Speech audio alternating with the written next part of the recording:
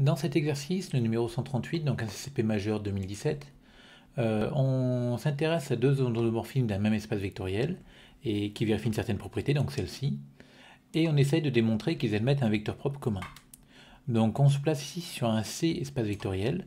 C'est important de noter tout de suite le code caractère C espace vectoriel, notamment quand on parle de valeur propre ou de vecteur propre, parce qu'à partir du moment où on est sur un C espace vectoriel de dimension au moins 1, si on prend un endomorphisme quelconque sur cet espace vectoriel-là, le polynôme caractéristique de cet endomorphisme-là sera scindé, vu qu'on est sur C, et de degré supérieur ou égal à 1, parce qu'on va prendre un espace vectoriel de dimension non nulle. Et du coup, cet endomorphisme-là aura au moins une valeur propre, et donc au moins un vecteur propre. Et donc vous voyez, ce sera le cas dès qu'on se placera sur un C espace vectoriel de dimension au moins 1. Donc là, nos F et G sont les endomorphismes de E. Notez bien qu'on prend le A non nul, le B par contre est quelconque, et donc on a cette relation-là. Donc ensuite on pose phi G, une application qui a U appartenant à L de E, associe U rond G moins G rond U. Il s'agit ici d'une application bien sûr linéaire, et on se rend compte que ici cette relation-là aurait pu se réécrire autrement. On aurait pu réécrire ce bloc-là comme étant phi G de F égale à F plus BG. Alors dans les 4 premières questions, on va essayer de démontrer que si F et G vérifient cette relation avec B nul, donc sans la dernière partie, alors ils ont un vecteur propre commun. Puis, dans la dernière question, on reviendra au cas général, donc avec B quelconque, et en choisissant un nouvel endomorphisme H, on démontrera que phi G de H va s'écrire sous la forme A fois H, et donc on pourra réutiliser tout ce qu'on a fait pour F, donc dans les 4 premières questions, en disant du coup que G et H ont un vecteur propre commun. Et ensuite, il faudra démontrer que ce vecteur propre commun est aussi un vecteur propre de f, et comme ça, on aura gagné. Donc d'abord, première question, montrer que ker f est stable par G. Donc il faut prendre un élément de ker f, et on veut démontrer qu'il est stable par G, c'est-à-dire que G de x est encore dans ker f. Donc pour démontrer que G de x est encore dans ker f, on va calculer f de G de x. Et pour calculer f de G de x, on va se servir de la relation qu'il a, qui nous dit que f de G de x, ça va être égal à AF plus G de f de x. Donc on a cette écriture-là. Et comme f de x égale 0, cette première partie s'annule. Ici on aura G de 0, et comme G est linéaire, ça va faire 0. Donc on a démontré que f de G de x égale 0, ce qui veut dire que G de x est dans ker f. Et donc si on prend x dans ker f, G de x dans ker f, on a bien démontré que ker f est stable par G. Ensuite, on vous demande de démontrer que phi G de Fn égale AN Fn. Donc ça, on va le faire par récurrence. Donc on écrit HRN, la propriété phi G de Fn égale AN Fn. Et on va démontrer qu'elle est vraie au rang 1. Parce que phi G de F, c'est F rond G moins G rond F, donc ce truc-là. C'est égal à F par hypothèse. Et donc on a bien HRN. Donc on suppose que HRN maintenant est vérifié pour un n dans n étoile. Et on calcule phi G de Fn plus 1. Donc on remplace. Le premier Fn plus 1, on le transforme en F rond Fn.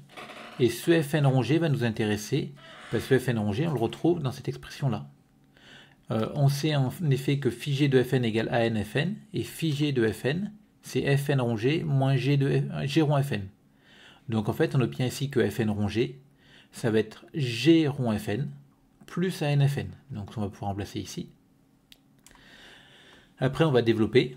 Donc ça nous fera AN Fn plus 1 plus F rond G rond Fn moins G rond Fn plus 1. Et ce F rond G rond Fn du milieu, on va le retravailler en mettant le F rond G à part. Et encore une fois, l'hypothèse vérifiée par F au départ me dit que F rond G, ça va être AF plus G rond F. Donc on remplace. Et on redéveloppe à nouveau. Et on se rend compte qu'on va obtenir du G rond Fn plus 1 moins G rond Fn plus 1, donc ils vont s'annuler. Et on obtient AN Fn plus 1 plus AFN plus 1. Et donc on a AN plus 1, Fn plus 1. Donc on a bien HRN plus 1. Et donc par récurrence, on conclut. Ensuite, montrer qu'il existe un n plus grand que 1 tel que Fn égale 0. Donc là, on va raisonner par l'absurde, en supposant que pour tout n plus grand que 1, Fn est différent de 0. Et donc on a pour tout n plus grand que 1, phi G de Fn égale AN Fn, et Fn différent de 0. Donc Fn est un vecteur propre de phi G associé à valeur propre AN. Donc on vient de démontrer que AN va être un vecteur propre de phi G pour tout n dans n étoile. Et comme A est non nul, toutes ces valeurs propres sont distinctes. Parce que elles vont être deux Z2 distinctes. Donc du coup, je viens de démontrer que phi g, sous mon hypothèse, aurait une infinité de valeurs propres. Mais comme phi g est un endomorphisme de L de E et que L de E est un espace vectoriel de dimension finie, phi g a un nombre fini de valeurs propres. Donc inférieur ou égal à la dimension de L de E, c'est-à-dire la dimension de E au carré. Donc par l'absurde, il y a un n plus grand que 1, tel que fn égale 0. Ensuite, donc, on va considérer G-t-il l'endomorphisme induit par G sur KRF. Alors déjà, on vient de voir que f n'était pas injective. Alors pourquoi? On vient de démontrer que fn égale 0. Supposons que le déterminant de f, enfin, on va plutôt faire comme ça, on a du coup le déterminant de f puissance n qui est égal à 0, et donc le déterminant de f vaut 0.